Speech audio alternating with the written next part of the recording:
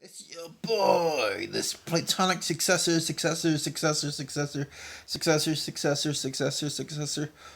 Oh boy, this is gonna take a while. Successor. The game philosopher. And today, we're gonna go on the Proclus commentary again. Now, this is Elements of Theology. It's such a great book. In fact, I love this book. It has a lot of really great metaphysics. And a lot of it is worth a lot of thinking. And where we left off was Proposition 3, that all becomes one, does so by participation of unity. Now the next one is going to be a little more interesting, because my previous commentary where I talked about the logical order of things actually becomes more directly apparent through his own words. So without further ado, all that is unified is other than the one itself. Now, as he says, for if it is unified, it must in some way participate unity, namely in that respect in which it is said to be unified. And what participates unity is both one and not one. But the one itself is not both one and not one, for if it also be one and not one, then the unity which it contains will in its turn contain this pair of elements. And there will be infinite regress, since we shall find no simple unity at all of which our analysis can stop, but everything will be one and not one. The unified, therefore, is something other than the one. For the one, if identical with the unified, will be infinitely manifold, as will also be the each part of which compose the unified. So the interesting thing is the language here seems to still go by the interesting one versus many complex that we keep talking about, because Proclus, in this very chapter, he's just talking about the one and the many. And all that is unified is other than the one itself. I think when we contemplate on what that actually means, that the many cannot be the one, because when you think about the many and the one and how it relates, that you have all these different things that are participating in this unity, and it's the unity of things that really makes up this one.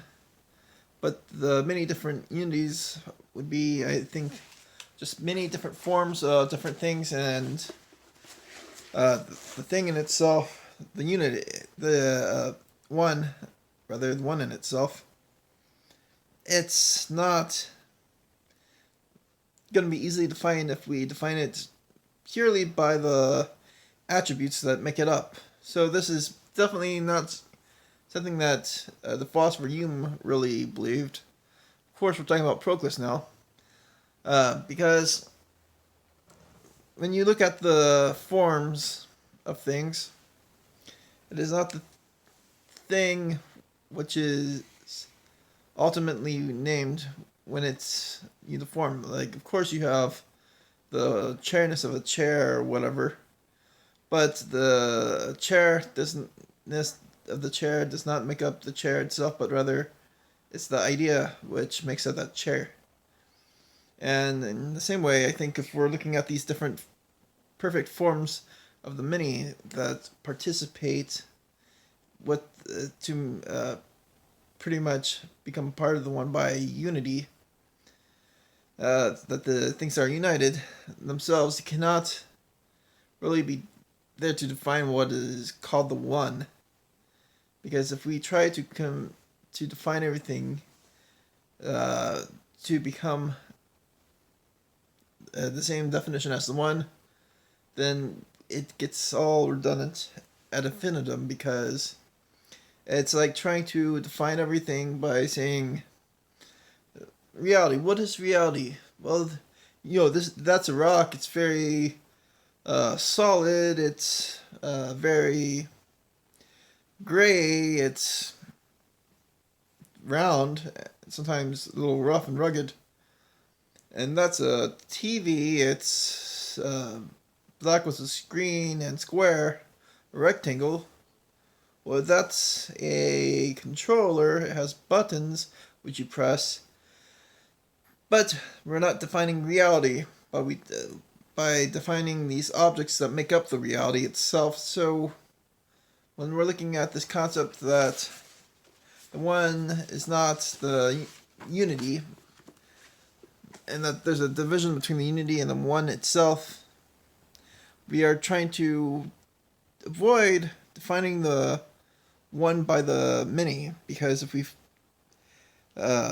do try to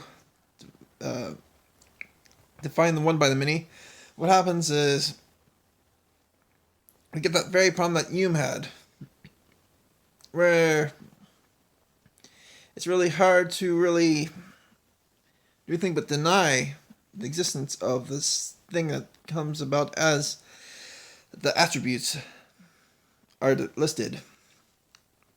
That the thing itself does not really exist, because we're looking at these attributes. And this is a very important thing, I think, because it shows a very similar dialogue going on to the skeptics, but it's more an idealist thing. It's we're looking at how the metaphysical realities of the many and the one really play out. And by doing this, we are looking at the things that are, and in this, we can actually be led to thinking about reality. And I think that is the big point of the elements of theology, is that it's not so much a doctrine of metaphysics, but rather something to help guide us in our metaphysical thinking.